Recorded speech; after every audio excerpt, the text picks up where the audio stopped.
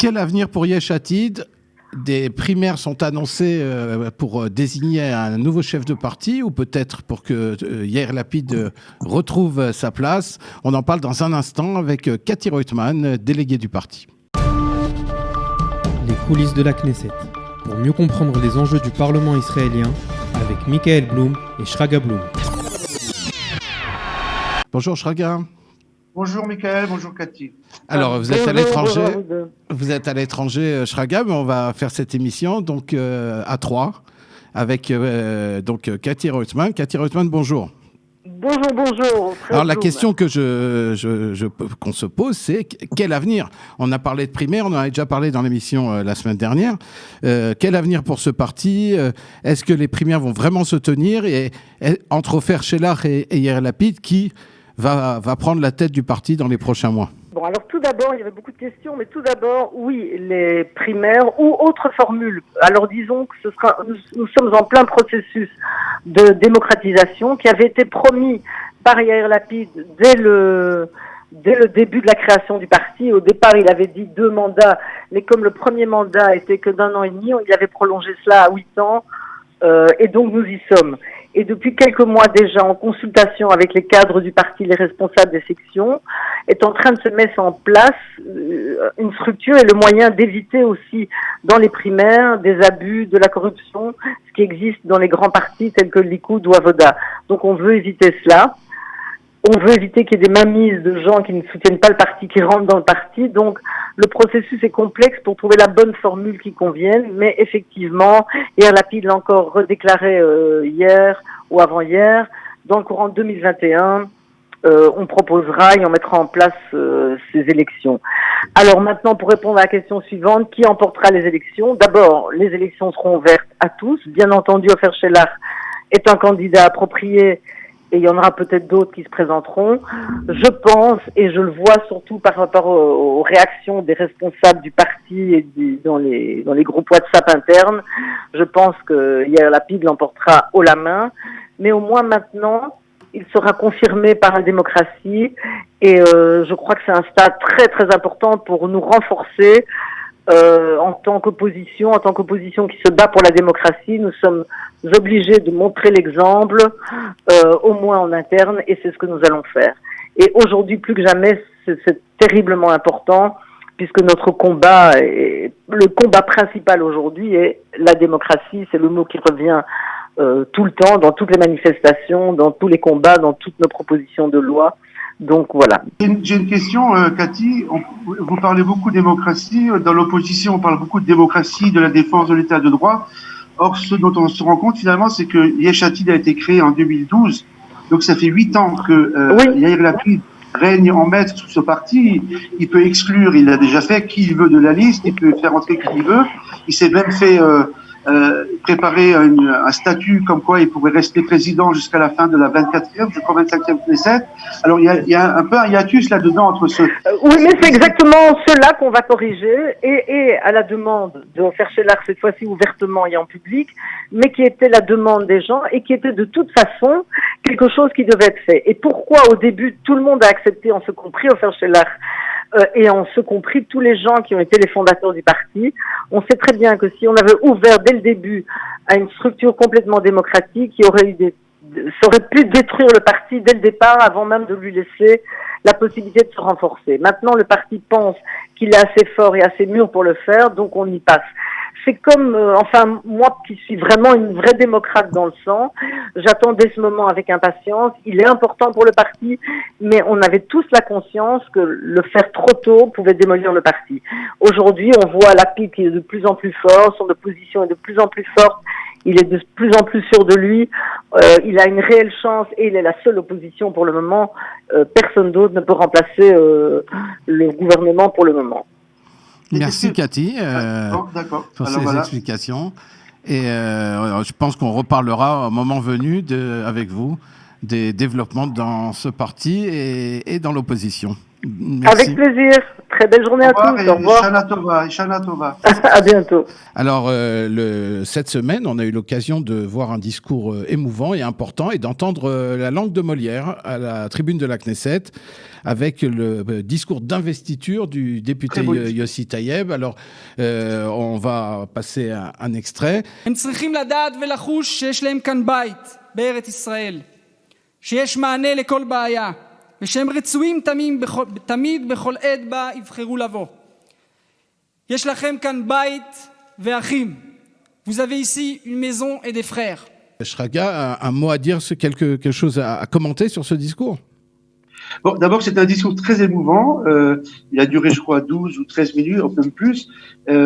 Et ce qui était émouvant dans le discours de Yossi Taïeb, c'était de raconter un peu l'histoire de sa famille, venu de Tunisie. Déjà son père qui a fait l'Alia, retourné lui-même après a fait plusieurs fois l'Alia et est revenu en France pour montrer un peu un exemple vivant de ce que c'est l'Alia, de ses difficultés, et qui explique peut-être aussi le fait que Yossi Taïeb s'est donné pour mission dans sa carrière politique de combattre pour les Olim et les Olim de France en particulier. Enfin, j'ai trouvé que c'était un discours de très haut niveau et très émouvant.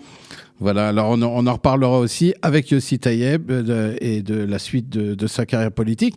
Alors, un incident cette semaine, peu courant, la Knesset, quand le président de la Knesset, qui est toujours, en général, essaye de rassembler plutôt que de diviser, se dispute en direct avec un membre de la coalition. On rappelle que Yariv Levin, président de la Knesset, est du Likoud, et se dispute plutôt de manière assez virulente, on va le voir aussi dans quelques instants, avec le ministre de la Justice, Avi ניסנקורן de Bleu-Blanc. אנחנו נאבקים על הנושא הזה שנים ארוכות. אני מזמין אותך לראות את נאום הבכורה שלי בכנסת לפני יותר מ-11 וחצי שנים, בדיוק על הנושאים האלה. ולכן תמלא את תפקידך. תמלא את תפקידך. אל תטיף לנו מוסר. אל תטיף לנו מוסר. Voilà, bon, il faut expliquer un peu le fond de l'histoire, c'est que la principale pierre d'achoppement aujourd'hui, et depuis la formation de ce gouvernement, c'est la vision de ce que doit être le système judiciaire.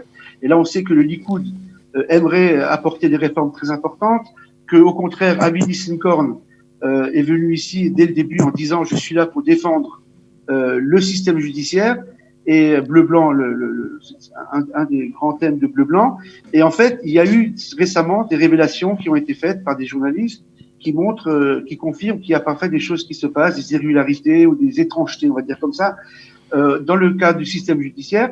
Et donc, Yariv Levin, qui depuis le début de sa carrière est très virulent sur cette question, il aurait aimé d'ailleurs, je pense, être ministre de la Justice, Yariv Levin s'implique énormément et réclame incessamment des réformes profondes dans le système judiciaire. Et Avi ניסנקורן, au contraire, et se dit, je suis là pour défendre le système judiciaire, et il est souvent plus porte-parole d'ailleurs du parquet et de la Cour suprême que ministre de la Justice. Alors, ça a donné lieu à cet échange assez musclé, où Yariv Levin, il dit, vous faites pas votre travail, ne faites pas la morale, et le ministre lui dit, c'est vous qui faites pas votre travail, puisque vous êtes le président de la Knesset. Enfin, en tout cas, les invectives entre le Likoud et Bleu-Blanc se focalisent beaucoup sur cette question du système judiciaire. En effet. Alors, on va passer directement à la rubrique préférée des auditeurs, selon le message que nous recevons. Donc, la rose et le cactus. Alors, la rose, cette semaine, nous l'accordons à Eti Atia. Eti Chava Atia est une députée du Likoud qui n'est pas encore très connue du grand public. Elle est arrivée récemment à la Knesset. Et dans une interview cette semaine, elle a expliqué que ce qui était important pour elle, c'était d'aider les gens, d'essayer d'aider les gens qui vivent dans la pauvreté, d'aider les jeunes en difficulté, les personnes âgées, les handicapés, les rescapés de la Shoah. Elle dit, je suis à la Knesset pour me battre pour les droits, ce qu'on appelle aujourd'hui les droits humains, et en tant que députée, de pouvoir faire avancer ces choses-là. Alors, ça paraît une évidence. En fait, la rose lui est donnée parce que trop souvent, on entend les députés, les nouveaux députés, expliquer leur programme, qui ont souvent des programmes politiques et souvent avec des grands titres et des grands changements dans la société. Et elle dit, je suis là ici finalement pour aider chaque personne, les personnes les plus faibles de la société, en espérant qu'elle puisse accomplir sa mission de députée dans le domaine social. Donc, entre-temps, elle a déjà gagné une rose dans les coulisses de la Knesset. C'est un bon début. Et ça montre aussi que finalement la sensibilité sociale, elle traverse les partis politiques finalement. On trouve des gens de ce style dans tous les partis et c'est bien. Tout à fait. Alors le cactus, Shraga, à Victor Lieberman cette semaine. Voilà, à Victor Lieberman, parce que Victor Lieberman s'était présenté lors des précédentes campagnes électorales comme, en hébreu on dit, à Mevugar Achaï, l'adulte responsable face à la classe politique. Et finalement, il s'est révélé cette fois-ci comme vraiment irresponsable parce qu'il a lancé ouvertement un appel à la désobéissance civile en disant que, comme Binyamin Netanyahu, selon lui, comme on le voit dans la vidéo. נתניהו הקריב את בריאות הציבור על מזבח שמירת הקואליציה שלו. ולכן כל ההחלטות שמתקבלות הן החלטות בלתי חוקיות בעליל. אני מציע לציבור להתנהל לא בהתאם להנחיות ממשלה, אלא בהתאם לשכל הישר. יתרה מזאת, אני קורא לשלטון המקומי לקחת אחריות, למנות פרויקטור משלו ולנהל את המשבר לבד.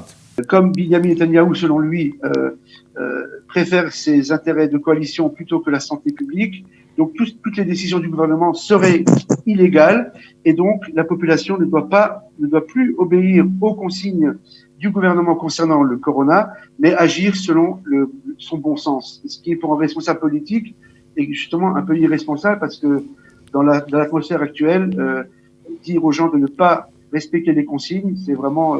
oui, il a été attaqué tout de suite de manière virulente par la coalition, par les médecins. Bien sûr. On l'a pas encore entendu, à ma connaissance, se rétracter sur cette question. Et on peut se souvenir qu'il y a quelques mois déjà, Yair Lapid avait fait la même déclaration, et disant que le Likoud privilégiait donner des instructions contre le corona, mais qui étaient des instructions politiques. Mais il s'était rétracté quelques heures plus tard, et on compris qu'en effet, on peut pas appeler à la désobéissance civile, décidément. Oui, et puis il a aussi appelé, comme on l'a vu, il a aussi appelé les collectivités locales à nommer leur propre coordinateur et agir chaque collectivité locale d'après sa vision des choses, ce qui est vraiment irresponsable, oui, on peut le dire, irresponsable. Voilà, en attendant la semaine prochaine avec des développements, parce qu'en ce moment il se passe beaucoup de choses et sur la question du corona et sur la question, on va en reparler, des affaires Netanyahou et des relations entre la justice, la police et le pouvoir. On souhaite Shabbat Shalom et à très bientôt. Shabbat Shalom, et depuis la Suisse où la vie politique est un peu plus calme qu'en Israël. On en reparlera aussi alors. Même ennuyeuse. Shabbat Shalom, au revoir Michael, au revoir tout le monde. Les coulisses de la Knesset. Pour mieux comprendre les enjeux du Parlement israélien, avec Michael Blum et Shraga Blum.